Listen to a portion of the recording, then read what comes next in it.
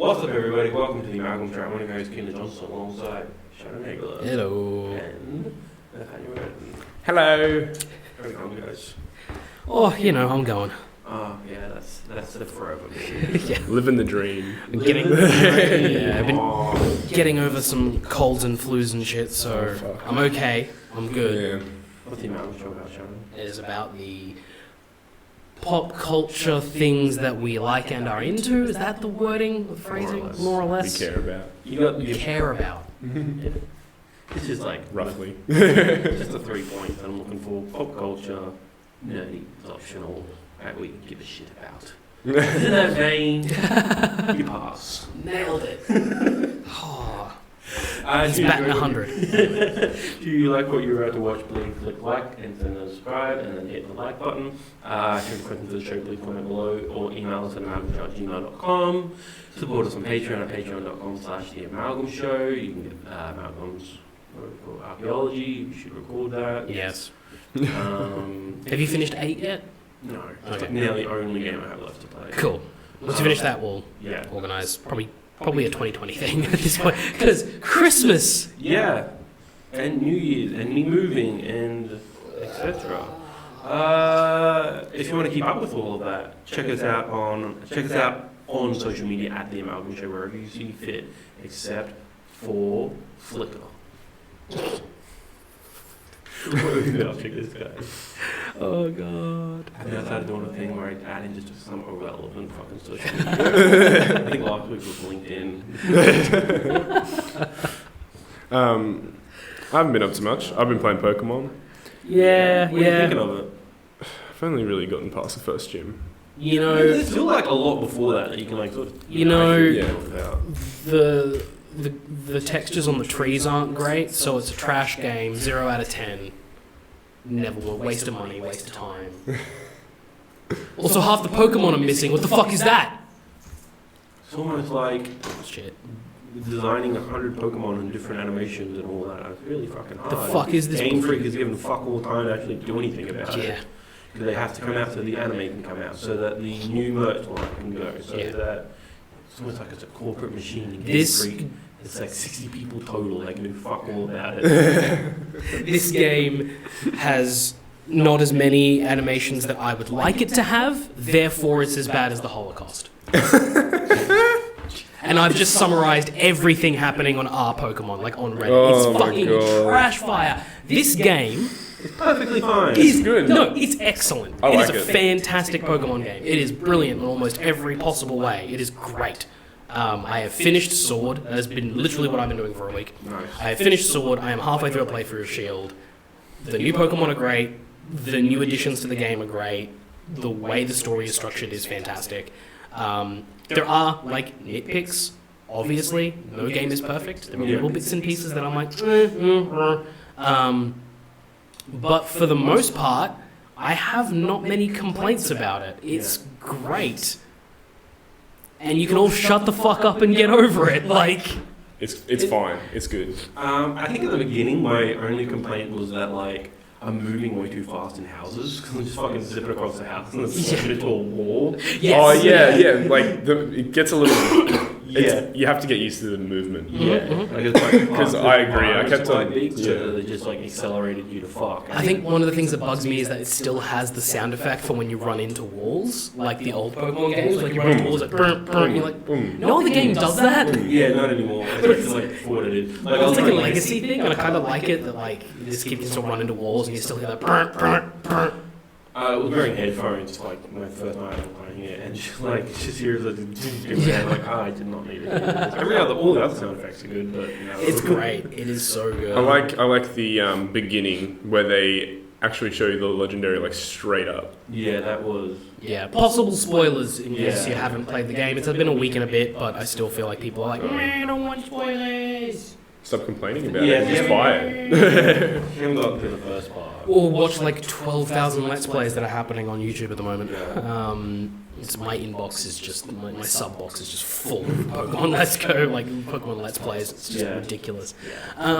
Yeah, like there are things that are a little bit frustrating about the game. My thing and I think it's because I haven't played a modern Pokemon game, is the amount of people who heal you on the way, the amount of people, the amount of times you run into your rival, which is just fucking annoying. Yeah. Yeah. And like he just chats like, "Hi, how you going?" I'm like, I can get we're supposed to be friends, but like we're talking to each other way too often. Yeah. I have friends that I don't talk to as often as you do. Yes. Well, the thing that I That's like probably like it. I mean, just like, just like new school stuff. They hold your hand a lot through the first part. But like, there's also the options like, do you know what type of energies are, or like, do you know this? Yes. You say yes, and they're like, cool, and then they just skip over like that. Yeah. Kind of if you tell the Pokemon like, and then this is the thing is that like people are so focused on things that are complaints about the game that they're not focusing on the actual like quality of life improvements that have happened. Pressing X just to bring in a Pokeball. Yeah, that's good. Like, the first time I went to my bag, I'm like, okay, just do this, and then like went to go down my bag again, I'm like, an X with a Pokeball. Oh, like they're just like streamlined, kind of the fact, putting the Pokemon in the Pokemon Center. Also, the that's evolution. been that way for a while. Okay. Yeah, but the Pokemon in the Pokemon Center has been that way since like Gen 5. Like it's been there's a lot of quality of life improvements that a lot of people are like, oh my god, look at The this. move learner and move deleter is also in there. The move remember and the move deleter in the same place, being able to change your nickname more like constantly without having to do anything else. That's an amazing little quality of life improvement. The stuff the starting game tutorial, like the fact that the tutorial on type advantages happens within a Pokemon battle. Yeah. It's not told to you by some trainer school. There's no trainer school. I think I really went. I went into like talk to people just but there's talking to everyone, but it wasn't really like I knew the information. I haven't found one. I don't know whether it's there and I just skipped over it. But like, there's no trainer school section where you get to be taught like type advantages. They just do it to you in the first battle. You can skip over things where like Hop asks you in the first like, "Is this your first time in a Pokemon Center?" And you can tell him, "No, you fucking idiot." He's like, "Oh, okay, cool. Then I won't tell you what you already know." And then they talk about just one other thing that's new. They only talk to you about new things. Like the Rotom UC setup. And Sonia asks you like, "You know what a Pokedex is?" And you can be like, "Yes, I know what a fucking Pokedex is," and just skip ahead of all that stuff. That's incredible. If you happen to know what you're doing, and this is the thing, is that the way they've done this opening tutorial section is good because it heavily helps those who already have played a Pokemon game. Yeah. Because if you already played a Pokemon game, one of the first things you do is check when you get your first set of Pokeballs so you can start catching all that kind of That was stuff. my big issue, like going past Route 1, I'm like, I just want to catch these. Yeah. Yeah. And I just fucking burned through until I got some balls. Yeah, and if you go to your mum after you've finished, I also love the fact that she's mum, not mom. It's great. If you go to her, she gives you 5 Pokeballs. And you can use them on Route 1 and catch some stuff. If you do that, when you get up to the point where Leon comes back and says like, "Hey, I'm going to teach you how to catch Pokemon," if you've already caught a Pokemon using one of the 5 that your mum gives you, he goes, "Oh, I see you've already caught a Pokemon. Oh, cool, well, I'll just give you these. Here's 20, and you skip the catching Pokemon tutorial, which is always the worst part of the tutorial section. It's awesome. Yeah. It's all just designed so that if you're a kid, like, because no kid's going to open the bag first and look through all the Pokeballs and all that kind of stuff. Like, they're just going to go through the story part until they're told what to do. It's designed in such a way that, like, if you are knowing what you're doing and go out of your way to do certain things, you skip all of that. If you don't know what you're doing, you will be able to find all these bits and pieces in there. It's so well crafted, that opening tutorial section. And the pacing is really good. Like, when you get out into the wild area and then move on from, like, Motorstoke, the pacing just works. The thing I like about Hop specifically, he's got a really good story arc. He's a better character than they've had in Arrival before. And the whole thing of, like, you run into him a lot is kind of explained by the gym mechanic.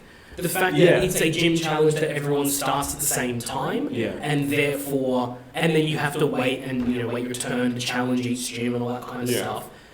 You guys started out at the same time, so of course you're going to run into all the same gyms, and they say that you have to do the gyms in a certain order, so you're going to run into the same people at the same places around the same time. It makes sense. Whereas in previous games, you just happen to run into these people even though they're not doing it. That sucks. But it's really well crafted that way. And the story, I won't spoil any ending stuff for you guys who haven't got there, but the story is really interesting and done in a different way. Even the stuff that they're hinting was like the dark sky? Darkest Day. Darkest the Day, Darkest yeah. Day. Yeah. I'm like, oh, this is... I'm like looking at it, I'm like, yeah, this is the shit that involves the legendary, like, Yeah. sort of hinting. Because I know sort of like the beats that the Pokemon games go through. So like, it's like, oh, but like I'm interested in the story. Like, what's this hero with the sword and shield? Like, how does he tie in? What's the origins of Dynamax? And like, Yes. it all seems interesting. Yeah, it is. It is all interesting. It is very much very similar to Sun and Moon in a way that there's a lot of very interesting stuff about this. It doesn't. Again, it's a Pokemon game, so it doesn't exactly dive into Mythology. the details that you want to know. Like us as adults playing a Pokemon game, it's not going to put it on the screen for you of all the things you want to know about it. Yeah. But it gives you enough. Yeah. It gives you enough that I'm interested to see what they do with this in the anime. It gives me enough to think that maybe a Sword and Shield 2 or an Ultra Sword and Shield or a Gun. whatever. Yeah, whatever they decide to do with this one. You cannot make a prediction about this now. Because they have fucked with that formula so much over the last decade. And it seems like more and more that next year is just going to be Gen 4 remakes, so... It does seem that way. I wouldn't be surprised if we don't get a Pokemon game next year. I would not be surprised if they skip it. I know the one piece of evidence is that merch, more Gen 4 merch set to come out early next year. Oh, yeah. And usually that follows like Gen 1 stuff came out just before Let's Go was announced. Yeah. So there's just precedent. Oh yeah, and they did a lot of Hoenn stuff before they did the Omega Ruby Alpha Sapphire stuff, and that's fair enough. But they, again, like I'm not sure what they want to do with that Gen 4 remake. Like, do they want it to be just a remake of that game? Do they want to take the mechanics that they've introduced in Sword and Shield and bring them into? Or is it going to be a Let's Go? Yeah. I don't think it's going to be Let's Go. Because one, they said we're not really thinking about Let's Go, and two, that would be Johto, so I feel... Well, I think maybe it might be a Let's Go in terms of, like, maybe they just strip it back. Because, like, my question going forward is that, like, here's the crux of Sword and Shield. The wild area is a game changer. It is 100% a game changer. Because it's better than I expected it to be. It is more varied than I expected it to be. And it has sucked me into that game for far longer than I needed. I like the fact that you can run into really hard Pokemon to fight. It makes the game challenging. And it makes, like, to me specifically, it's like Final Fantasy 2. Like, in Final Fantasy 2, if you do not follow the path through the open world, and you go off, you're then suddenly, like, you're just out of the game, you're fighting level 50 people, and you are handed to you, and you have to restart your save. Yeah. Like, that's what this is. And, like, I appreciate that. More often than not, I am comparing this game a lot to Dragon Quest 11. Yes. In good and bad ways. Yeah. I saw a screenshot, which is actually what said it, where it's like, just like the interior, which is just sort of grey, blue designs, so it's just like very stale, compared to like a Dragon Quest 11 setting, which is like full of detail, the monsters are cool, there's like 6 people in your party. Yeah, and I think 4. And it's just like, so like just the image quality. Like one, Sword Shield was turned around a lot quicker than Dragon Quest 11 was. But yeah, the point was that they both run on the Switch, and that they're JRPGs. But other than that, like both of them are providing options. Like, the only thing really is that like there's no voice track or something like that. For instance, like music versus orchestrated. Yeah. Like little gritty stuff that Dragon Quest 11 does really well.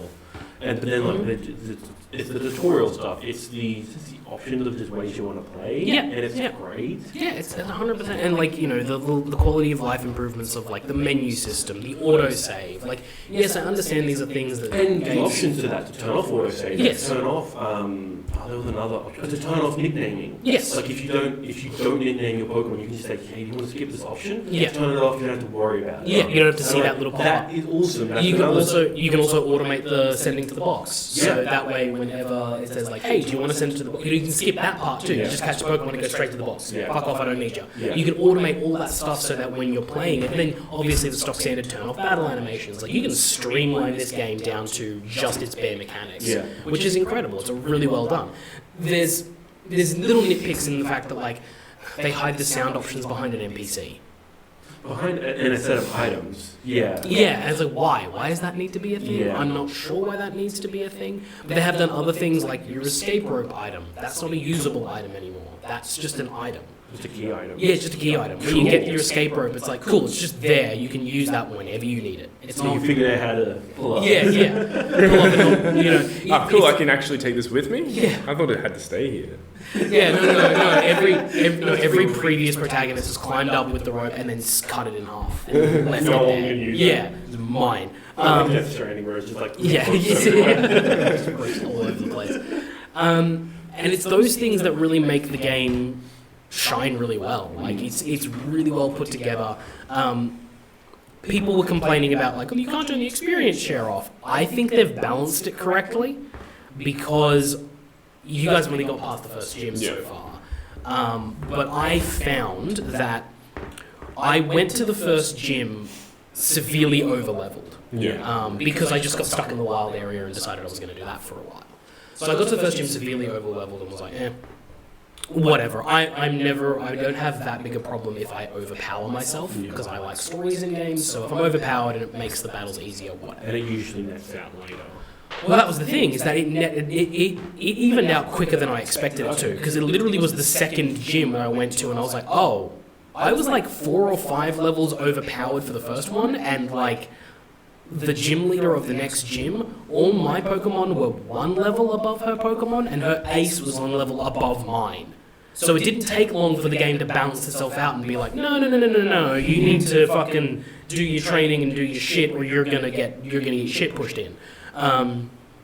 And the gym leaders are not all pushovers. Some of them are easier than others because of just the way type advantages work in the game. Yeah, in the way that, like, you know, I can generally have a party that'll deal with a bunch of water types pretty easily. But, you know, I made the determination early on that I wasn't going to use Corviknight, the steel flying type, because like, everyone's going to use it and I'm just not into it. What that did was that made the fairy gym later on in the game very fucking difficult because I didn't have a single Pokemon that was super effective against fairy types. I was just there and I was like, okay, well, here we go. It was kind of like when X and Y happened and they first introduced the fairy type and I was like, I don't know what's strong against this. I don't know what I'm doing. Like, I don't know. Like, I know fairy good against dragon because I know that's why it was invented. Yeah. And then I think it's poison and steel. Poison and steel. Poison and steel and fire isn't super effective against fairy, but it resists fairy. So when you have a fire type there, it takes less damage from fairy type, so you can get a little bit better if you're looking for a standard Pokemon to go against it. But steel and poison are your 2 options there, and at that point in time I had no poison types, because I also do the thing of my first playthrough, I refuse to use any, and this is the thing that, like, the National Dex thing doesn't bother me at all, because I refuse to use old Pokemon in the new Pokemon game. Why the fuck would I want that? I'm glad, new Pokemon. Because I'm the opposite, and I always go, oh yeah, well I want all these starters, I want a different starter, I want a grass and a water and a fire from different generations from beforehand, and one of the starters is from that I chose. And I just do that, and then I usually just go, oh, I want a Pikachu, and I want an Eevee, and I always end up getting the same thing. So like, I'm pretty sure the only Pokemon in my party that I want to keep that I've had before is just Sylveon. And that's it. My rule is Pokemon that I haven't used before, which includes Gen 5 to Gen 8. So I think I have like 1 Gen 5, which is a little panda, like Stuffle. Pancham, that's 6. No, Stuffle, that's 7. Stuffle, is it? Yeah, Stuffle was Gen 7. Yeah, that was Sun Moon Pokemon. And really? Yep. It was Gen 5. Nope. And I have the horse. Mudsdale? Yeah. Mudsdale. Yeah, Mudsdale from Mudbray. Yeah, that's Gen 7 as well. Cool. They're fantastic. Like, and those things, like, because I always, the first time I play through a Pokemon game, I don't want to use anything other than the Pokemon from that region. So new Pokemon game, I want to use those Pokemon. And so, because I had done that, I didn't have, like, there's no poison types that I could have. Oh, there was one, but I didn't bother using it. There's a Pokemon called Toxel, which I'm using now in my second playthrough. So I'm like, oh, give it a shot. It's an awesome Pokemon. I just don't tend to use... I tend to find myself in a I catch 6 Pokemon and I kind of keep them for the entire playthrough and get through it. I've been rotating a couple. I've been rotating like all the time. Yeah. I've had a dark Pokemon. Like I have a lot of Pokemon that have dark type moves that I can Yes. just end the dual types as well. So I swapped Yeah. out my evolved Fox Pokemon. Thievul, yeah. Yeah. Minikit and Thievul. Yeah, I've had it too. Yeah, I swapped that out Great for a Pokemon. Ghost Grass type. Pumpkaboo? Yes, Pumpkaboo. Nice. I caught that in I just caught it wild, yeah. Yeah. I'm like, Ghost Grass, that's an awesome type. It Like, is. I'm pretty sure it learns Will-O-Wisp as well, which is like a ghost move, but it does burn damage, Yeah. so it's good against grass type as well. Yeah. it's And awesome. Shadow Sneak can just take quick attack. Yeah. Yes, yeah. Shadow Sneak, Phantom Force is a great move as well when you learn that. And also knows pickups, so I'm just getting rare items. Oh, nice, Yeah. nice. The thing that there's 2 things about this game that do bug me though. One is that because of the Let's Go mechanic of the overworld Pokemon, it does put you in a certain position where I was watching a bunch of tip videos, like, things to do. And later on in the game, most of the Pokemon you see in the early game, their evolved forms are overworld Pokemon that you can just catch. Yeah. And so it kind of undercuts the idea of getting a Pokemon and training it. Yeah. It's kind of a little bit more like, it's a little bit, now that I think about it, a little bit too much like Pokemon Go, where you basically go through and go, I'm going to catch that one, oh, that one's bad, trash it, oh, here's a better one, okay, keep that one, oh, keep catching, oh, that one's better than the one I have, trash, cool, keep you. Like, it just feels a little bit more mechanical than it used to be. I used to like the fact that I would catch these 6 Pokemon somewhere in the early game, and then they would be my team. And I would go through the game with just these 6, and it didn't matter if they had bad stats or bad natures, I would work with them and get to a point where they would be strong enough to beat the champion. It doesn't feel like that. It just feels less like that because you can just catch, like, Wild Corviknight at the end of the game. You don't need to evolve your Pokemon, apart from your starter, because it's the only one that you can't catch constantly in the wild. Your starter, goes through with it, but everything else is like... Do you have a chance to get the rest of them? Or do you have to trade them? Not that I've seen, you have to trade them so far. Okay, I haven't so when seen any opportunity. Dean finally gets his Switch, that's what I'm doing. I mean, you could just trade them with me. Oh, true. Yeah, but how are we going to do that? What do you mean? I mean, like, what if I want... Oh, wait, you could just get a Ditto and... I can breed, as it stands with my 2 playthroughs, I can breed you Score Bunnies and Grookies. I need Sobble. Fine, I've got a I'll Grookey. restart a playthrough and get you a Sobble. It's not that hard. I have a Sobble. It's a You Sobble. just breed that and then Cool. get a Sobble. Good idea. What starters did you get? I got Grookey. Score Bunny was the one I started Cool. So we with. got one of each. Yeah. Um, I love Score Bunny. The evolutions are good. The starters are good. They're not great. Yeah. They're good. They're solid and they all, I don't know how much of a spoiler this is, but they're all pure typing. They don't get a secondary typing. So they very much mirror the Johto starters. Yeah, okay. Who are all also pure typing. I actually got a big Johto vibe from this game. Yeah, exactly. And that was the thing, is that like I started realizing more like I really love this game. It might be my favorite Pokemon game now because it does give me Johto vibes. The starters, like I said, they're not like other sets of starters where like there's always one clear, really good one and then the rest are trash, or like design-wise they're a little bit iffy or whatever it is. These are all just solid. They're solid, single typing. They, like I said, they remind me of the Johto starters because they were the same. All 3 of them, good Pokemon, single typing. You can't go wrong. They're not the best, but they're fine. They're good in a pinch. Like I liked my Typhlosion. It got the job done. Yeah. Cinderace is the same. Gets the job done. If I need a reliable Pokemon to bring out in a pinch, he's the one. I just send him out. He's great. And the others are the same. Like they're just not. They're not OP like the last 2 generations of starters, like with your Gen 6 and 7.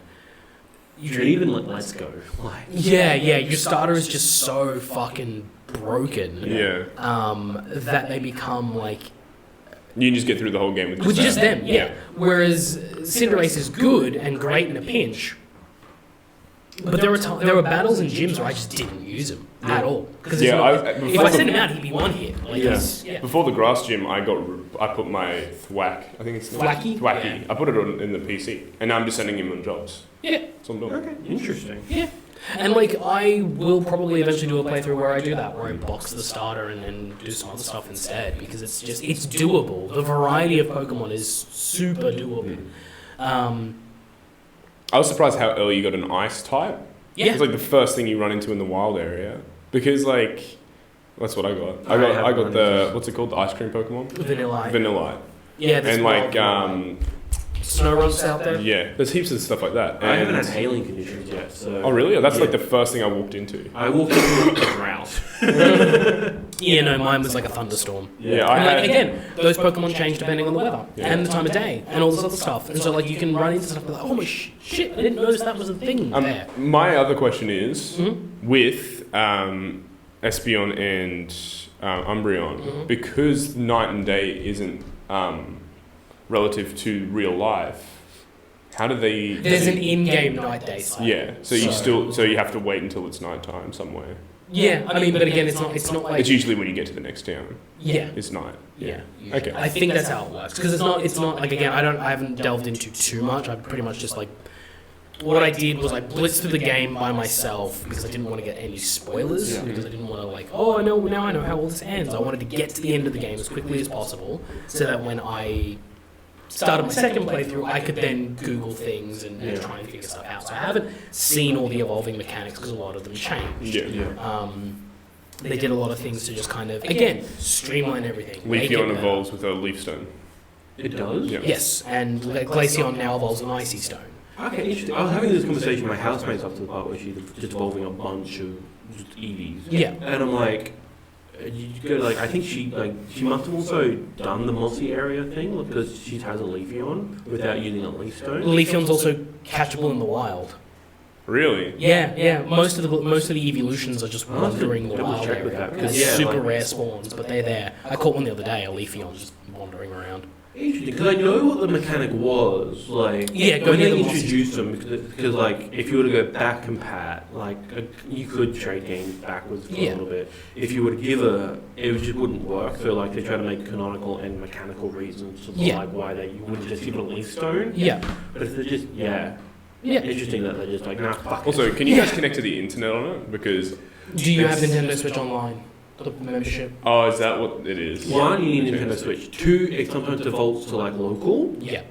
Me and my housemate, we keep doing max raid battles together, so it'll just default to that. And when you can't be in like local, not ad hoc mode. What that's what PSP was. Well, the same thing. Ad hoc to well, it you either have that or you have the internet. Yeah. So if you try to switch the two, you're like when you're going back to the internet, you're like, you want to disable the ad hoc feature? I'm like, I guess. The online stuff is a little archaic and frustrating, but yeah, if you don't have Nintendo Switch Online, you won't be able to connect to the internet. I don't have it either. It hasn't been a problem so far. A couple of the 5-star raids have been a little bit difficult. I haven't completed them all.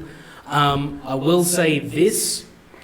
One of the frustrating things about this game, the max raid battles.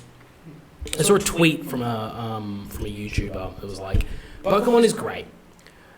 I wish it would rely less on the RNG because the max raid battles are fun, they're interesting, but when I beat that Pokemon, I am real pissed that you only get the one shot to catch it, and that Pokemon can bust out of there. I've had one Pokemon bust. It was like a level 35 or something before my first gym. Yeah. Yeah, and I'm like, oh, they can break because my housemate didn't have any of them that broke up until that point. I was catching my first Gigantamax Pokemon. The only one that I've got 3 now. I have 3 Pokemon with their Gigantamax forms. And the first one I threw the ball at and it just didn't work. And I was like, that's really frustrating because I went through all of that trouble to beat that thing and get it down. And then the only thing that fucked me was the random number generator on the Pokeball. Because I threw an Ultra Ball at it and it still didn't work. And I was like, that's real frustrating. Yeah, because at least like Pokemon Go gives you like the chance, like, hey, you worked up 15 Premier Balls, Yeah, like, give it yeah. a shot. Yeah, like, and that was the thing, is like, okay, if they're gonna do this max raid kind of thing, like, give me do a similar thing. Give me a score rating on how I did in that raid battle, and then give me a number of chances to catch that Yeah. Pokemon. Or make it a guaranteed catch.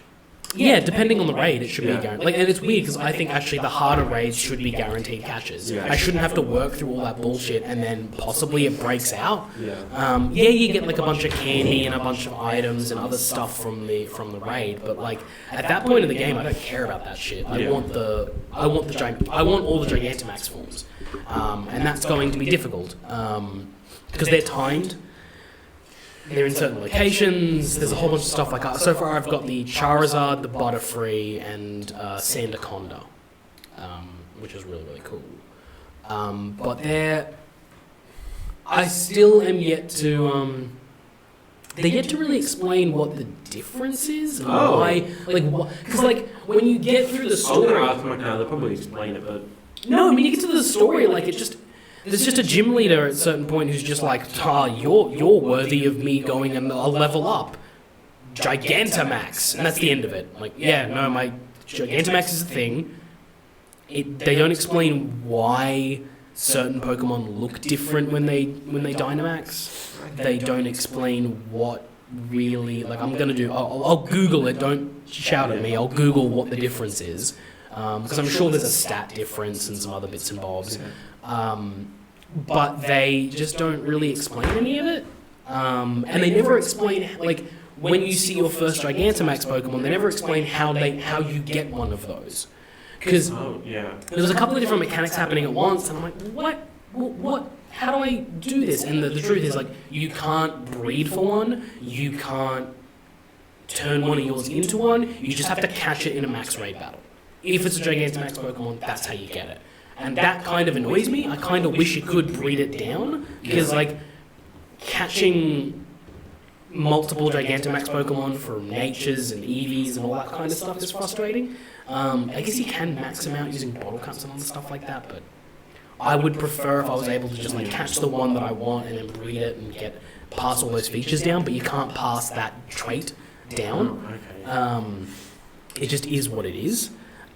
Which is really frustrating. And I thought, like, well, they've got this other mechanic of the Dynamax level. Like, every Pokemon has a Dynamax level, and you can level that up. Well, what if I had one of the Pokemon that is a Gigantamax Pokemon and I maxed it out? Does that? No, that doesn't do anything either. All that does is increase how much HP you get when you are Dynamaxed.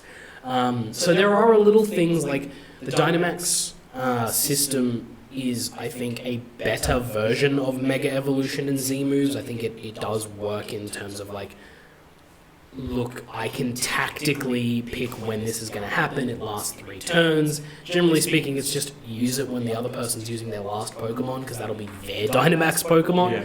But it does allow me to, kind of figure things out and do things in a different way. And it's well balanced in that respect, but I don't think it's fully thought through in terms of how it affects the overall meta mechanics of the game. And it can be a little bit too OP in some circumstances. Also, as someone who's been playing the max raid battles on their own, the NPCs they give you are fucking retarded. They're the worst. I have had several sets of NPCs. I think they just randomly generate them, like using an RNG. So I've had several times where I've gone into a max raid battle against a ground type, and 2 of my 3 NPCs bring in a Pikachu and a Jolteon. I'm like, well, this helps no one. Interesting, because I've had at the moment the opposite effect. Like, I'll bring in like NPCs and they'll just like actually do like damage. Like, they'll do the super effective. Like, we were all just doing super effective stuff. This is when whittle this down. When it gets it right, they're pretty good. But occasionally it'll roll the dice and get some dumb thing where you're like, this doesn't. Why are you doing that? Why are you bringing in that Magikarp? Because there's one NPC that it can randomly generate that brings in a Magikarp with Hydro Pump.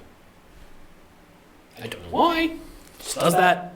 It's funny to watch, but it's So it's the thing. It's the role of, like, yes, there are a lot of ground types in those raid battles. And when the NPC rolls the dice and gets Pikachus and Jolteons, I'm like, this is why? And like they do a lot of like low level Pokemon. Like even when I'm doing a 5-star raid, I'm still getting paired up with things of like, here's an Eevee and a Clefairy, good fucking luck. Yeah. I'm like, well then I've got to carry the team on my own, and that's the thing that bugs me about it. Like if it was a max raid battle 5 stars and I had 3 other players, I get like the chance for the Pokemon to break out. But when it's me on my own and I have basically legitimately done this incredibly difficult task on my own because you gave me Derp, Herp, and Sherp as the people that are going to help me out, I should be guaranteed that catch because I did this on my fucking own in 10 turns or less. Because all of the raids have that same 10 turns or less or 4 Pokemon die.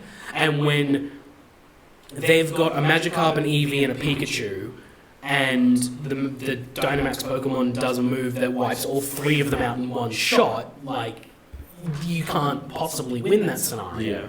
So, it just means that, like, I know they're trying to force you into doing it online with friends, but just like any other game that forces online mechanics, I'm not going to engage with it. If you're forcing it on me, I'm not going to do it. Fuck off and die.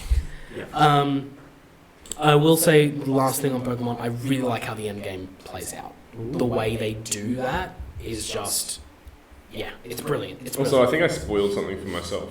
No, spoil it for me. It's pretty obvious. You catch the legendary. No, not that. When I was talking to Shannon about it like a couple of days ago, I was like, oh, Team Yell's a bit weird. And then he's like, yeah, also, because we're talking about the gym battles, and he's like, also the, when you see all of the gym leaders, they're missing one gym leader. They say that, Yeah. And then I'm, okay, I didn't really notice. I think I skipped through most of that because I was playing it on the Switch and I don't really engage when it's just here and there's something going on the TV. If it's on the TV, then I'm like, I read everything. But then I was like, oh yeah, whatever, that's kind of cool. Probably do a Giovanni or something. And then I looked on the multiplayer settings where you go in and you can do like the special trades and all that. And then I went into like the symbols or something where you could like have your icon. And if you scroll all the way down, there's like Dark Gym and Team Yell. And the Dark Gym is the same symbol as Team Yell, just tilted up. No, I had a look through them earlier. I'm like, I don't want to know who the gym leaders are yet. And it's like there's other straight up characters in it that you haven't met. I'm like, oh, this is weird. The badges are cool. I like the badge system so far. Like, I've only got the one, but like, this is going to be a puzzle by the end of it. Cool. Pieces together. It pieces together and it's a medallion by the end of it. You're like, oh yeah, cool. A big badge. Yeah, it looks nice. And it's just a little nice little difference. It also means that like, even though they have the symbols for the gyms, it doesn't spoil what the gym badge looks like. Because the gym badges actually look different from their symbols. So it's actually nice. All the gym leaders are really cool. They're actually, like, for the first time in a long time, they have given all of the gym leaders characters. Like, characters. There's actual characterization behind it, and backstory and history to every single one of them that is interesting and fascinating. Even the first guy, he's a farmer. Like, that's new, that's interesting. Like, you're Clark Kent, basically. Yeah, essentially, and, like, the second gym leader, which you're about to get to... Pissed me off that his Pokeball belt with fidget spinners, though. I know, right? So good. He, like, does this to him, and they're like, it's a 3-piece on both sides. Yeah, I know there's 3 of them. And then he just, like, spins them. Didn't notice that. But they just before you get to every gym leader, there's a little bit of backstory, and like the people in the town talk about their gym leader, and like they're revered and all that kind of stuff, and they play a pivotal role in everything, and it's really, really well done, and like I like the characters because they also are very different characters. There is one gym leader in particular who I fucking love. Actually, there's two. I have two. This is the first Pokemon game in history where I have a favorite gym leader. Interesting. Where I like this gym leader a lot. And there are actually 2 of them in this game. There's usually like the champion that you like or don't like. I love the champion too. The champion's cool. I am disappointed with the champion somewhat though. Okay. We'll get into that later. We'll see it. There's a thing that frustrates me about the champion. Oh There's man. constant getting lost. Every time he comes on screen, he's like, I can't believe I got lost again. Thanks, Charizard. That's the thing that bugs me. Oh, okay. Every time you meet him, and then you go to the oh. Because the whole thing is that his character is the unbeatable champion. Yeah. Right? Yeah. And I was like, oh, they're gonna do something with that. No, it's a pun. It's entirely just for the joke of he's the champion that's never lost, who's always lost. That is all it's for. That's brilliant.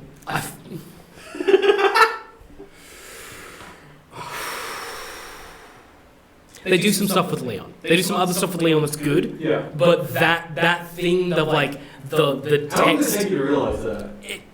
it dawned on me at about the halfway point. Yeah. I was like, oh.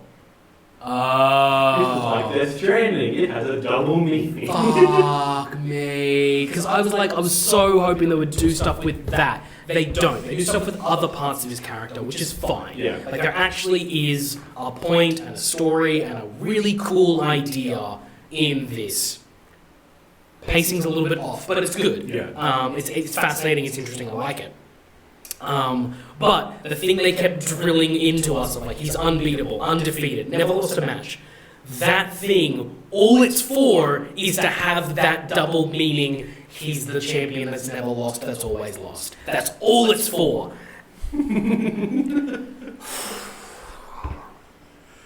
6 months of build up. 6 months of marketing with that motherfucker. 6 months for that. Asshole. He's got a really strong team and he's really cool. Yeah. Yeah. It's like if you choose Grookey, he then just has 2 fire types on his team, so you're like, I know how to prepare for this already. Yes and no. Yeah, I can imagine this. Yeah, the rest of his team is fucking... whack. Oh, it's painful. It's so painful. Nice. Yeah, He's a little bit disappointed that one of the gym leaders again a dragon. I'm like, okay, and he's the best. I'm like, okay, we've done like. Again, this is why I get Johto vibes from it. Interesting. Because it's the same in Johto. The final trainer is a dragon type and yeah, all that kind of stuff. It's a trope. Dragon gym and a dragon champion in Johto. Correct. Yeah. Okay. Cool. I mean that's because like especially back then Yeah. when Dragon was the OP type. And rare, they were only a couple. Yes. In Johto, there weren't any added dragon. Kingdra, that was it. Kingdra was the only other dragon type. Yeah. Yeah. But then it was just the Dragonite family. Yep. Yeah. And then they just he used Gyarados. But it was.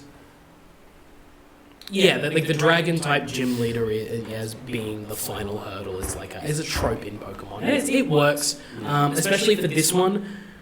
I just remember. I just use fairy. I'm probably going to teach my Sobble some sort of ice attack. Oh, cool! Yeah, let's go. It's not that easy. Yeah. I did the same thing because I caught an Impidimp that evolves eventually into a Pokemon called Grimmsnarl, which is one of my new favorite Pokemon. He's fucking great.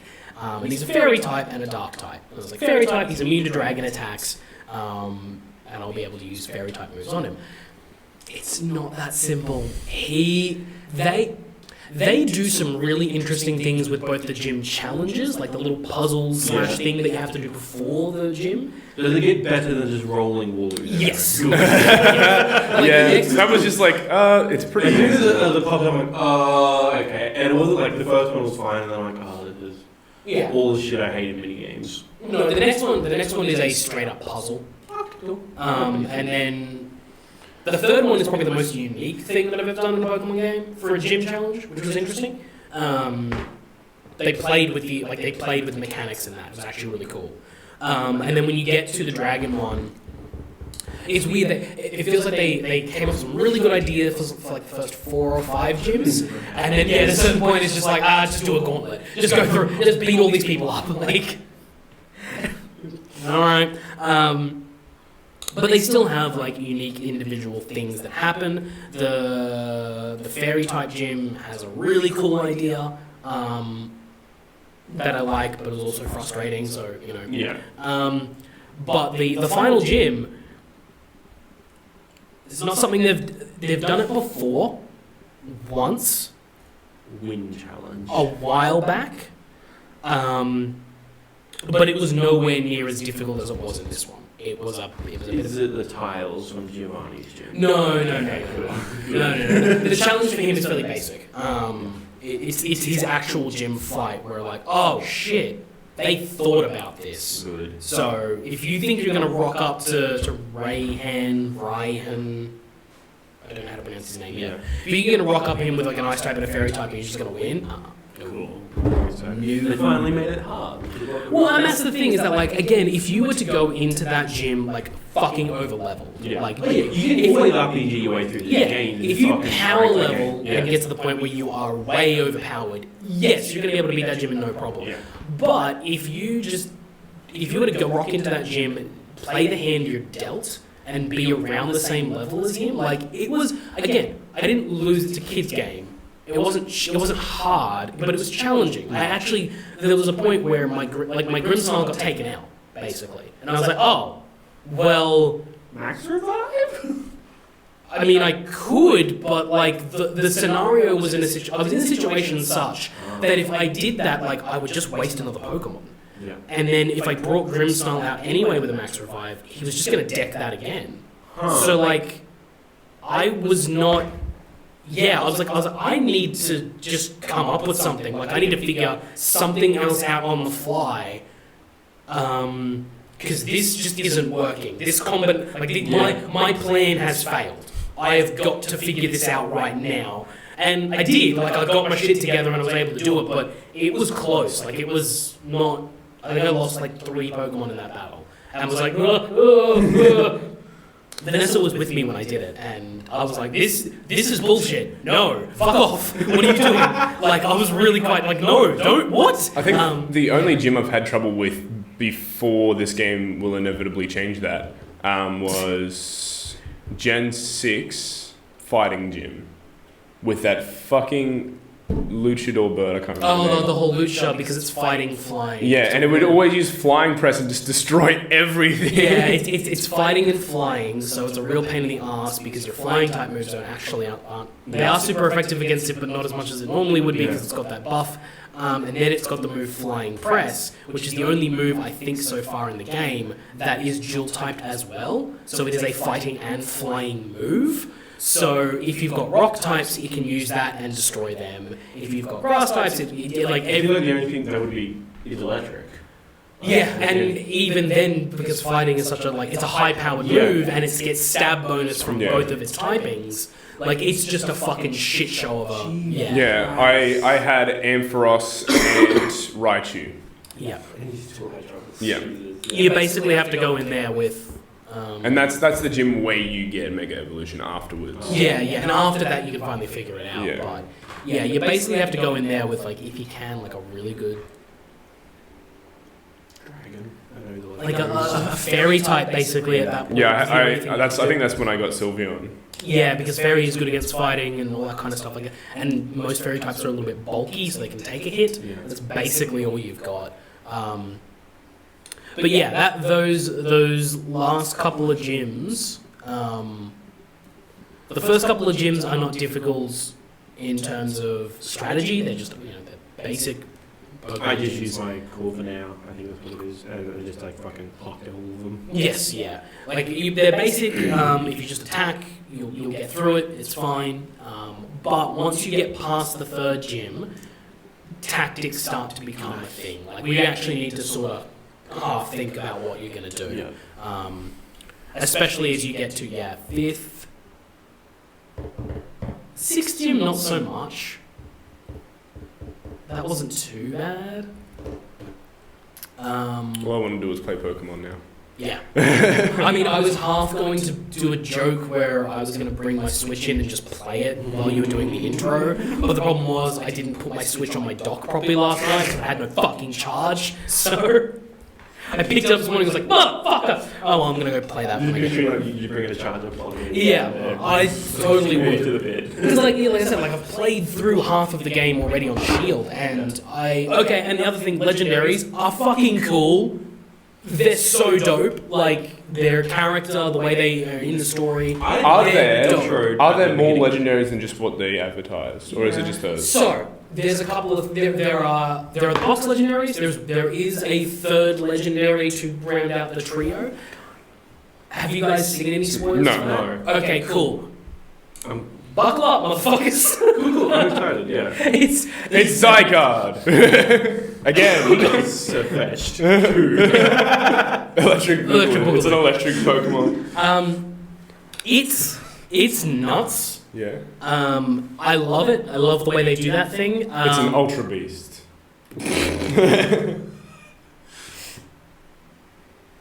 It's a Dino Beast. There's so much to talk about that particular part. Yeah. It's eccentric. And believe yes, yeah. It's It's a giant Rattata. It's just Joey. It's just the giant Joey. It's Rattata in the top percentage. Asshole. I forgot the Rattata Joey thing of Yeah. making Joey from Yu-Gi-Oh! Yes, yeah, no. Is that one kid that said that he likes running around in the long grass with his shorts? Yes, yeah. Knickerbockers guy. No, it's. I can see that the Pokemon YouTube community is going to get 6 to 9 months worth of content of just that. Oh, Like, just dissecting that part of the game. What happens there, how that works, what it means. Yeah. All of that. Like, there is so much in that moment there. Cool. There are Pokemon with the whole national dex thing. There are Pokemon that are not in the Pokedex that are obtainable in the game. Yeah. Not obtainable. You can transfer them in. So you can transfer in a Mew. It's not in the Pokedex, but you can get one. You can get a Mewtwo. It's not in the they're not in the game. You can transfer them in from home when it releases. There is a way of getting a Mew in the game if you got the little Pokeball. So if you have a okay. So that Pokeball that you used for Let's Go, if you gave it to Let's Go, do you still have another one for thing, or is it? I think it's another one. I think if you plug it, if you like hook it up and be like, yo, I've got one of these, it's like, oh, you've got one. Here's a mystery gift. I think that's how it works. So even if you've given it already to Let's Go, so. Or I think what you can actually know what it might be is if you go to Let's Go, because any of the Pokemon in Let's Go can be transferred into the ball. I think you can take it from the ball and then transfer it into the Sword and Shield. Because Let's Go. The Pikachu. yeah. You get the gift of Yeah. Pikachu. Yeah, or Eevee, depending on that Yeah. one. But I think you can basically take any of the Pokemon that are in Let's Go, and some of them, you can transfer them into the ball and then use that ball to transfer them into Sword and Shield. Because, despite popular belief, the other two Kanto starters are programmed into the game. So you can put in a Squirtle and a Bulbasaur. Yeah. So Charmander's in the game. Charmander's in the Pokedex. Oh, okay. Like, it's actually a Galar native Pokemon.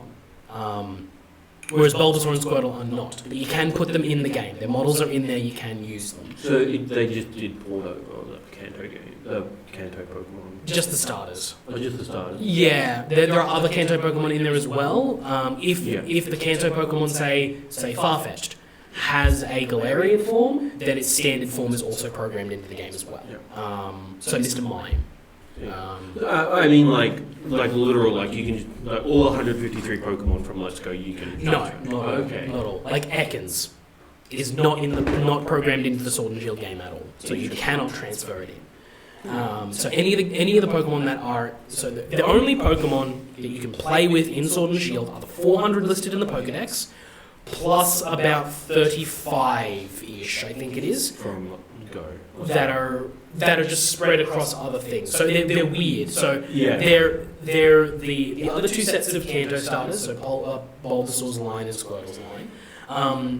The three Alola starters, so your Litten, Poplio, and Rowlet, they're there. Again, you can't obtain any of these in the game, but you can eventually, I assume, through home, transfer them into the game and use them. So those sets of starters, the legendaries from Alola as well, so your Cosmoem, Lunala, Solgaleo, and Necrozma, they're all in there. I don't know any of those. The Sinnoh legendaries, Dialga, Palkia, Oh. the Swords of Justice, Cobalion, Drakion, Virizion, Keldeo, I think, and a couple of other mythicals as well are also added into there.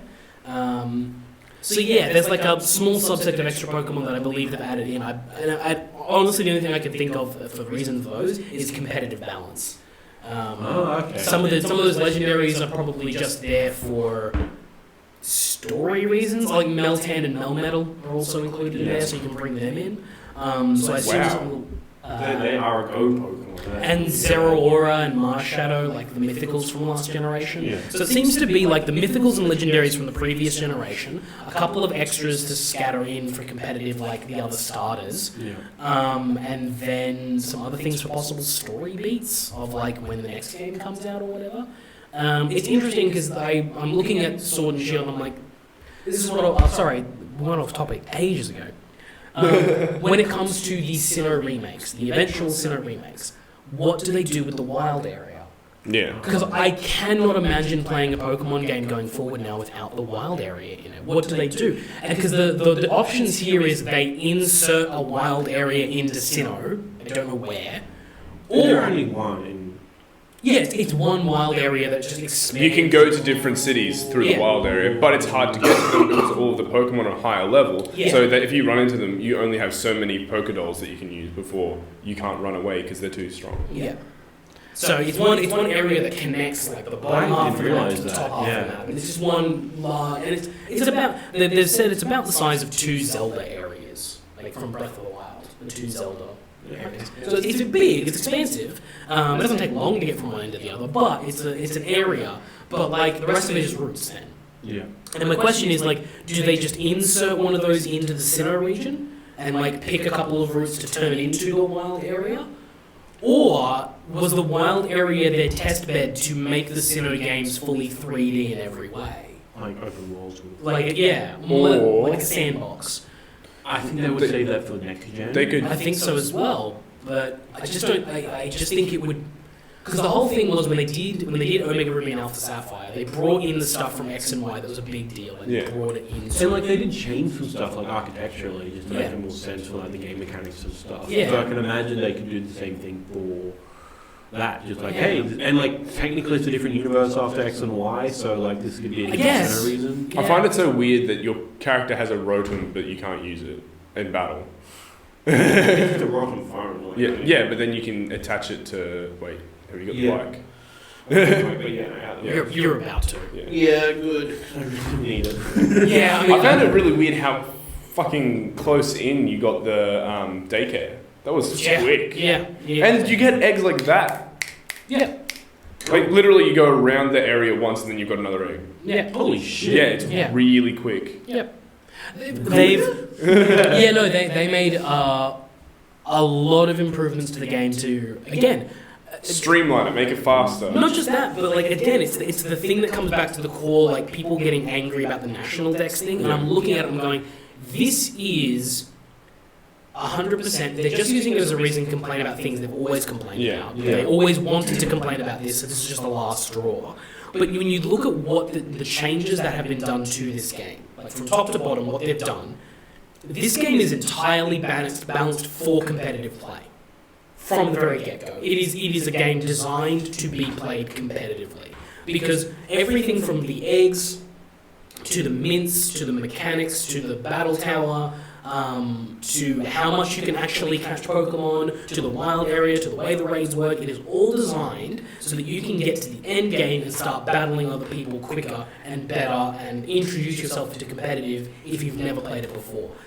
That all is included in the idea of balancing the game, which came at the expense of 400 plus Pokemon. It needed to happen, because you can't just keep power creeping old generations into it. Like, at a certain point, you need to either say all Pokemon are even across the board for it to work, or you just need to ditch a certain set. And that's what they've done. They've just ditched them. And they're not ditched forever. They'll rotate them in and out. Yeah.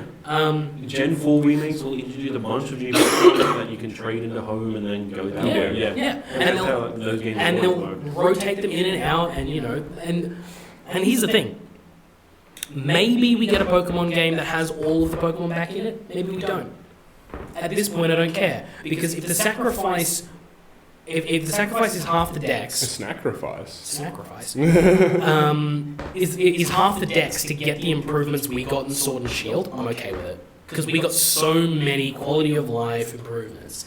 The fact that people are complaining about animation quality and all these little bits and pieces, and yet still haven't they haven't fathomed the fact that like you get a full 360-degree rotating camera in this game, which a bunch of other games do, but this is a Pokemon game, and the fact that you get that is an incredible It's step in the forward. wild area, but the fact that it's there, like when I was doing it, I'm like, fucking finally. Yeah, like it's in the wild area, and like I think I've said this before. Everything about this game feels like laying the groundwork. Yeah. A really good groundwork, because that wild area, if that was a full game, that'd be incredible. And I think that's step 2. Like that's Gen 9, is to take the wild area mechanics and apply them to every route in a Pokemon game and turn the whole Pokemon game into that. Yeah. But I could tell in certain places where I'm like, they don't want me rotating the camera in this place because I bet they haven't even animated what's behind me. Yeah.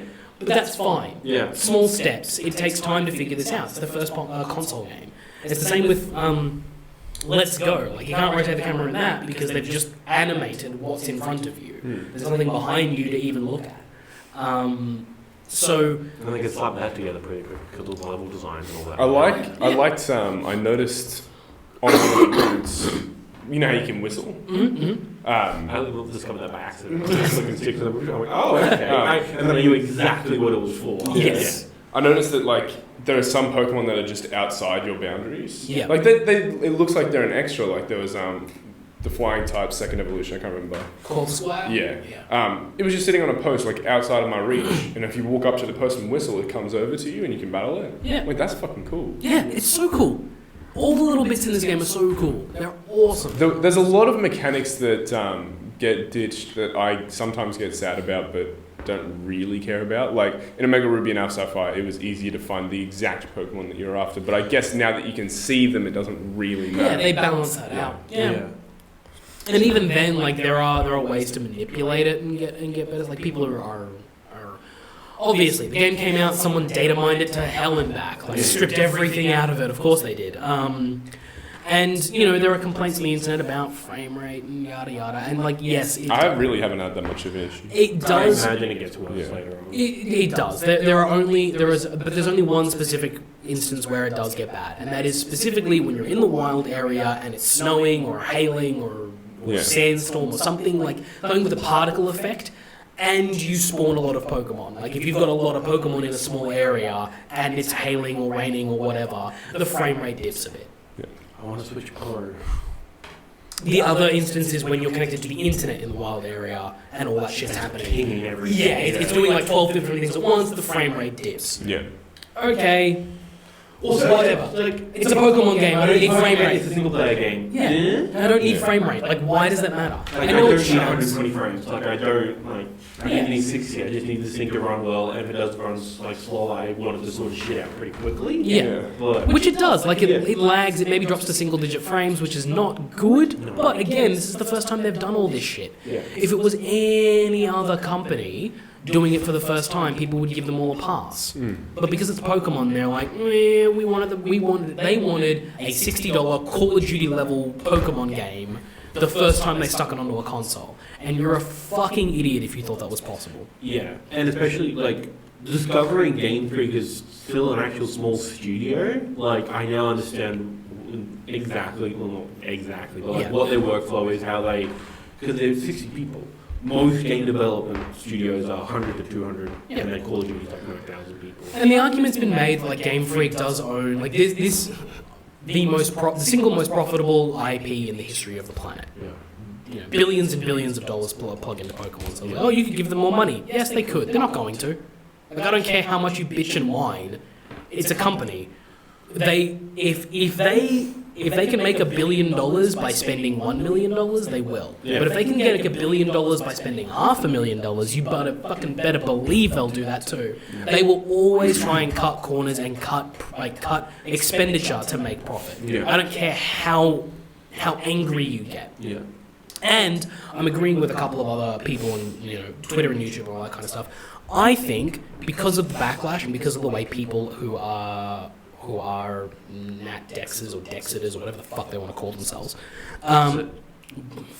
It should be Dexit. It is called Dexit. I haven't seen it. That's Cool. what they call it. Cool. And it is called Dexit online, and I refuse to compare the removal of a few digital Pokemon to the clusterfuck of a shit show that is Brexit, that could destabilize the entire world's economy in like 3 weeks or so. Yeah, no, these two things are comparable. Again, like I said at the start, like, well, I guess the graphics aren't that great, so I guess it's like the Holocaust. Like, no. There are things that matter in the world, and then there's Pokemon. It doesn't matter that it's missing. Yeah. Now I'm angry. Boris Johnson's that Pokemon Fucking hate it.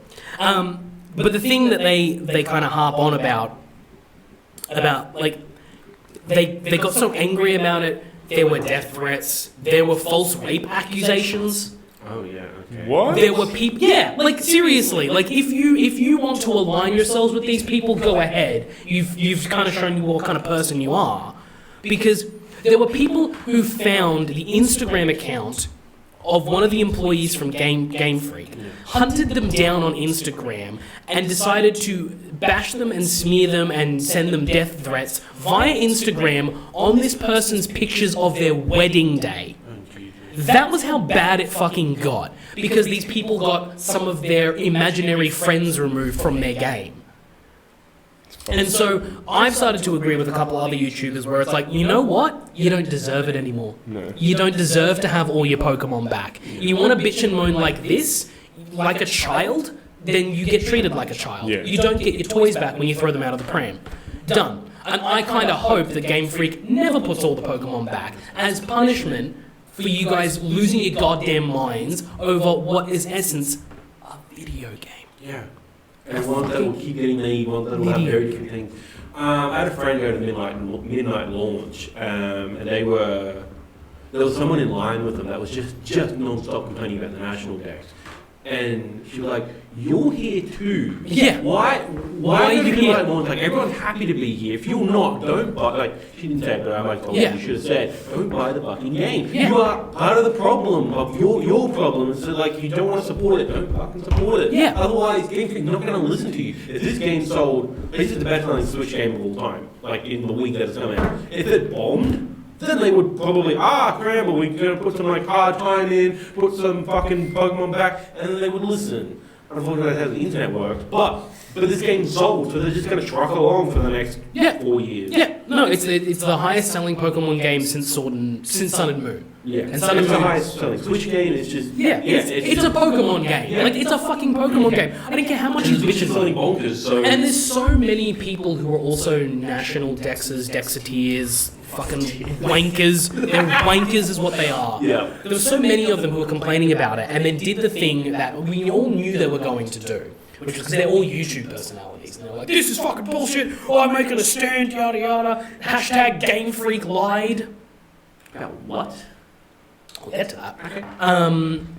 And they then bought the game because, you know what, it's a new Pokemon game, so it's going to get clicks, it's going to get likes, it's going to get subscribes. They bought the new game, played it for 15 minutes and went, oh, this is actually really good. Oh fuck! That's what happens every time. Every time. Same with Puddlegate. Same with fucking everything. Yeah. It was the same with Mega Evolution. No one liked that when it was first announced. Oh, that was the most controversial. I remember that was the most Yeah. controversial update to the Pokemon franchise was Mega Evolution. Yeah. And you know what the biggest complaint about Sword and Shield was before all the deck stuff? Dynamaxing. Yeah. Oh no, there's no Mega Evolutions. Yeah. Or what new Mega Evolutions? Like, you watch 2 generations from now when someone goes, This is Gigantamax Pokemon. no, 2 generations from now, there will be one of these fucking YouTubers who was like, the National Dex is just like, this whole Dexit thing has destroyed Pokemon. You watch as like Generation 10, when they decide to like maybe Sword and Shield is the best time they've released because they cut the National Dex and they made so many features, and now Pokemon's an open world game. It has become like Breath of the Wild. Yes. Puzzles. Yes.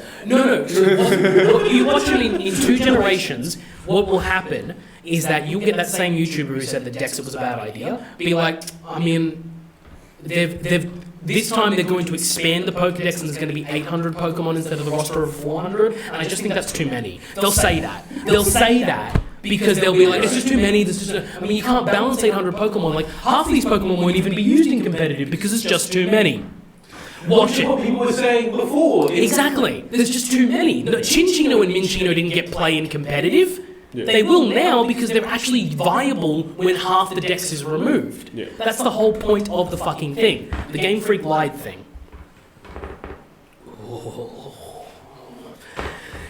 He's being possessed. Someone went into the code and pulled out the wireframes for the Pokemon and for the Pokemon. That's how video games work. Yeah, and they compared them to the wireframes from Sun and Moon. And they were like, look, these wireframes are the same. Game Freak said they were doing better animations, hashtag Game Freak lied, because they're the same wireframes. Of course they're going to be the same wireframes, they're the same Pokemon. What did you, what? The wireframes are essentially the skeleton. They're the skin of the thing. They're not going to be any different between the two. Also, Pokemon said this in X and Y. They designed new wireframe models in X and Y that were meant to be copied over. They were designed to be HD proof so that they could take the models and just port them in. Now, that sounds like, oh, well then why didn't they just add all of them in? It's because the basis of the model has been HDified. You still have to manually enter them into the new code. So each one of those was manually entered, and yes, it's the same because it's a HD version of the model. And it's going to look the same until you put the textures on the top. That's the difference. And it just... Yeah, people are dumb. I hate them. I hate them so much.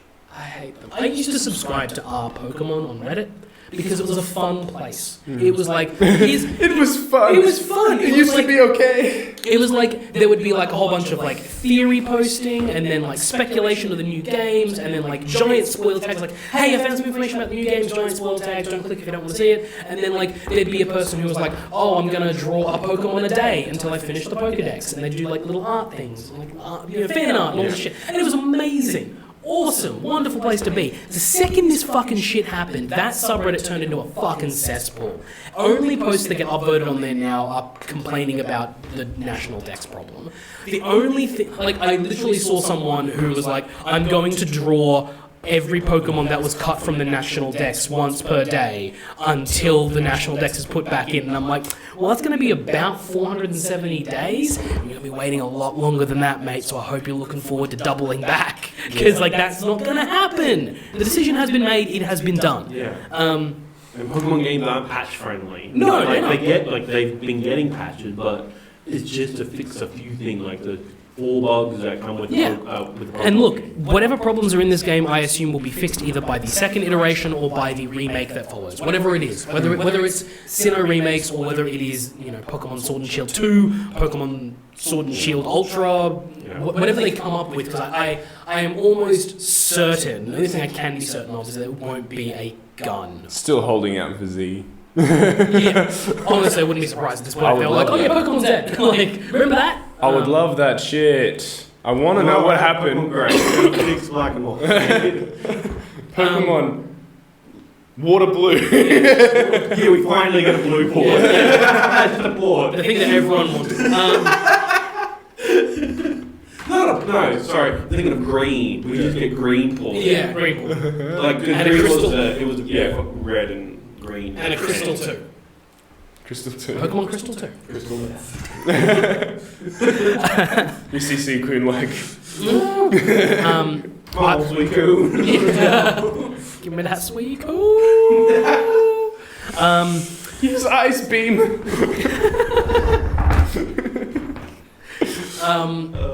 Yeah, but the game is excellent in almost every facet. I am like dying to get back and actually start playing, like keep playing it today. Yeah, since we've been talking about it, I'm like, can we just stop and go play?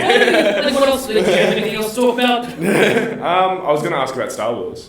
Yeah. Oh, Do you yeah. have anything that you're up to? Guys, wanna... I have not Cool. That's fine. Yeah. done much. We yeah. literally just talked about Pokemon and that's pretty much it. Yeah, that's fine. I just want to make sure. So yeah, Star Wars. What you did for Pokemon, I did for Star Wars. Just like blacked out everything else. I stopped playing Death Stranding. Yeah. To play Jedi Fallen Order? Cool. Yeah, it's good. It's good? It is buggy. I've heard buggy. And glitchy. Yep. Not as fuck, but they're there. And like okay. Like they had to get this out before Thursday Night Mandalorian, before episode 9 came out. So like, okay, I get Disney and EA for doing this. But everything else, like the game, the story, it looks great, the performances are great. It's just it's really good. The sound design, which is something I've like ever since episode 7. I really love the Skywalker sound. Yeah. It's just fucking just going like, let's just do this, and like Yeah. wearing headphones, like you get that just sort of cool. like reverberates in the headphones. You're like, oh yes. No, it's There's some like interesting story beats that like happen. Do you know what this is?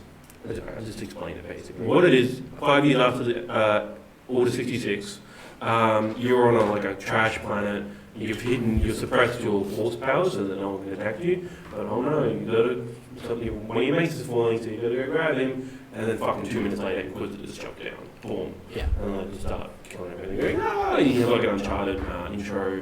And then you start going to different planets, trying to find the holocron that holds the list of the Force sensitive children throughout the galaxy. So that 1, you can train them, and 2, the Empire doesn't get their hands on it. right. Very simple story, and then you just go to like different planets, help their rebellions, help. Yeah. So you're doing an opposite of Anakin Skywalker. You're helping the kids. Yeah. Helping the younglings. Yeah, and then there's some story beats. Help them all. And then there's some like character beats. One of the characters is your mentor, but she cut herself from the Force. Yeah. Just completely cut because she used the dark side once. She's like, none of that, thank you, sorry, not doing that again. The captain's pretty cool. He's just like this little 4-arm guy that just like likes cooking and growing plants, but hates actual plants. Like if they're out of like these little terrariums, he's like, fuck! I get that, mate. We got Okay. fucking read part of that fucking been eaten by a couple of Venus flytraps, so. Weird. Okay. Cool. Yeah. Trying to think what else there is. There's some cool cameos. They're like, oh, I did not see that coming. But that like they make sense and they're good. Okay. Darth Maul again. No. Darth You Maul's do is go the to default Dathomir. cameo for Star Wars now. That would make sense because you do go to Dathomir and it is in the timeline where he's hanging out in Solo or whatever he's doing. God almighty. You do go to Dathomir, which is his home planet, and Cool. I really. So like it's that. set around the same time as Solo. Yeah, I think it's like the exact same time, like 5 years after Crazy. episode 66, episode Order 66. It might be a little bit before Solo. I'm not sure exactly where Solo is, but I know it's like, yeah. Oh, yeah, I don't know. Yeah. But yeah, around the same time. Yeah, so he's alive, like, Obi-Wan hasn't killed him yet. I'm trying to think what else there is. Do you have any questions? I platinumed it. Oh, Jesus. Yeah. Jesus. I don't know if I have too many questions because I actually want to play this. Yeah, I I've wanna heard play good this. things about I it. was literally just waiting to hear what your reaction was going to be, and that's a big Ooh, spider. that's a big spidey. Hello. And yeah, and then I was just gonna. It has a couple, like, it is Dark Souls. Oh, it's God of War. That's probably the better one for you guys. Oh, God okay. of War mechanics. I've heard a lot of like Dark Souls and. Oh, God of War is Dark Souls. Yeah. But it is more streamlined. I would recommend you play it on like the 3rd highest difficulty, which is hard, but it's like not like it's not Dark Souls, but it is. Right. You could bump it up to Dark Souls, which is like Jedi Master or something, or Ultimate Master, Okay. and that would be hard. I'm like, because all the when you start off, there's like the difficulty levels, and they have like different scales, like parry timing, AI aggressiveness, and AI something else. And then like beginner, just like they're all basically at the start, and they all scale up from there. And then the final one's just they're all maxed out. Right. Ugh, fuck. The other thing I appreciate is that it's got a bunch of like accessibility options. Like you can have like subtitles with opaque backgrounds, subtitles big. Oh, cool. And I'm like, fuck, I'm gonna turn that up because to play Death Stranding. Can't read it. I can't read a fucking thing. I have to get like my office chair out of my room. Death Stranding's a Park it, nightmare. 2 feet in front of the TV, and then I can read it. Yeah, it's a nightmare. I don't know what the fuck he was thinking. It's the same problem Corey Barlow had. Just everyone's playing on monitors like this, and then they don't actually test. Yeah, but Corey Barlow, they noted that, and they've patched that since, haven't they? They have. It hasn't improved all that much, but when that. But he recognised that. He was like, when oh, when yeah. the masses is just like, oh fuck, we didn't test this. Fuck, patch it. Yeah. Whereas he was like, Okay. deal with it. Yeah. So yeah, I appreciate that Star Wars has like, I just turned up to 130%, thinking about the maxes, and like, I'm just gonna see what this is like, and it was like, it was a bit big, I'm like, this is fine, I can really come back here. Cool. That's cool, I like that. Yeah, I appreciate that also for like visually impaired people, just like, Yeah, it shouldn't just be for shitty 1080p TV, this should also I want to read. Yes, yeah. BD-1's really cute. Probably one of the better droids to come out of Disney's Star Wars. BD's really good. That's good. I'm trying to think what else. I think that's it. Yeah. It's very much like God of War in terms of combat, except the throwing the lightsaber is not as satisfying. But I don't think anything like it would be as satisfying. That axe is the best thing that has ever been invented in video games. Ever! It's so fucking good. Really cool. Yeah. I actually found myself like 3 weeks ago being like, maybe I should play God of War again. Because Death Stranding was coming out, and I was like, oh, I should probably pick that up. And I did for about 40 minutes and then died. That's fair. That game sucks. Is it really that bad? I enjoy it. I want to finish it so that I can actually collect my feelings on it, because I need to see the thing in the full art form. At the moment, like... I think I'm going to restart it and drop it down to easy, because that... Yeah, I'm playing on hard at the moment. Yeah, I just take my first void out, and I'm like, oh... don't care about the actual doing of the... Or maybe I'll just watch, like, the YouTube clips of, like, the supercut of the cutscenes. Because, like, I don't care for what I'm doing in that game. What I'm actually doing. I am enjoying that part, just, like, delivering the packages and all that. Like, I got to play Spider-Man 2 there for a bit. I got to deliver pizza. It's just a giant fetch quest. Yeah, which is, That like... game is a giant fetch quest. And it's just getting harder because, like, I'm in the snow area, so you have to put on, like, level 3 boots. I have to put on, like, certain, like, all-terrain legs. I'm like, okay, let's just go. And then, yeah, spoilers for Death Stranding for episode 5. They get rid of your BD has, like, it's leaning too close to the side of the living instead of the dead. So it's not balanced anymore. So Guillermo del Toro takes it away to fix it. So you can't detect BTs anymore. Oh. So, and then I'll just run and like, your little thing still does like, they fucking BTs everywhere, but you don't know where they are because you can't see them. And yeah, I just like ran out of stamina and caused my first void out. So now there's a big fucking hole where like in the path that I usually go. That stuff is cool. The ideas behind this game mechanically are cool. I just wish they were in any other game other than Death Stranding. That's fair. Yeah. I have more thoughts on that later. Yeah. And then we might do a Games Lab next week. Yeah. To kind of go through all the big releases. Yeah. And then, do we want to wrap up or talk about The Mandalorian or Disney Plus in general? Let's wrap up because I haven't actually seen The Mandalorian, and I kind of want to wait to wrap that up when the season's end. Yeah, because how many episodes are going to be in that? I think it's 8. 8? Okay. Yeah, we're on episode 3. Might be a good one to do a podcast standalone on. Just this is Mandalorian, especially in the lead up to. Will it be finished before Rise of Skywalker? No. The last episode's on the 26th. Maybe we can just do a Star Wars podcast then, like Rise of Skywalker, Mandalorian. I would also like to do a Fallen Order spoiler cast with you if you guys get around to it. Yeah, sure. Yeah, absolutely. We can just 3-part Star Wars. Well, I might pick that up this week then. Sorry? Fallen Order. I haven't picked it up yet because I picked up both copies of Sword and Shield. Yeah. Did you get a physical copy or? Yeah. Yeah, do you want to with it if you want to borrow it? Yeah, that's perfectly okay. Just can't really afford it right now. now. No, that's fine. Cool. I can't do that. But yeah, okay, I'm done with it. Cool. I don't foresee any DLC coming out for it, and if it is... Whenever you want it back, I'll always just... Yeah. Yeah, that's cool. We'll do that. But yeah, we should wrap up here. Yeah, cool. Sounds good. If you enjoyed this episode about Pokemon, and you hate the National Day, please let us know. Yeah, please let me know. Come at me. Come on, bring it. Too many other questions, comment below, click that like button, subscribe. Really glad Kyron wasn't on this podcast. Because he had... He seems to have opinions that came out of nowhere. Like, what the fuck? You haven't even played the game. That's what my reaction was. Yeah, I know. That's why I decided I was going to go harder on this one because I want to see what he does. Come on, bring it. You won't watch it. You're just coming like passive aggressively. It's just like, oh, Pokemon's not even that good. Like, have you played it? Yeah. No. Looks like Dragon Quest 11. You're like, I don't know what that means. You get a fucking Switch, you dickhead. Yeah. Alright, let's wrap this up. If you want to call Kyron a dickhead, please tweet at Just the Amalgam Show. Yeah, comment below. Kyron bashing. Let's get to 5 comments down below. And then until next time, catch you later. Bye. Bye.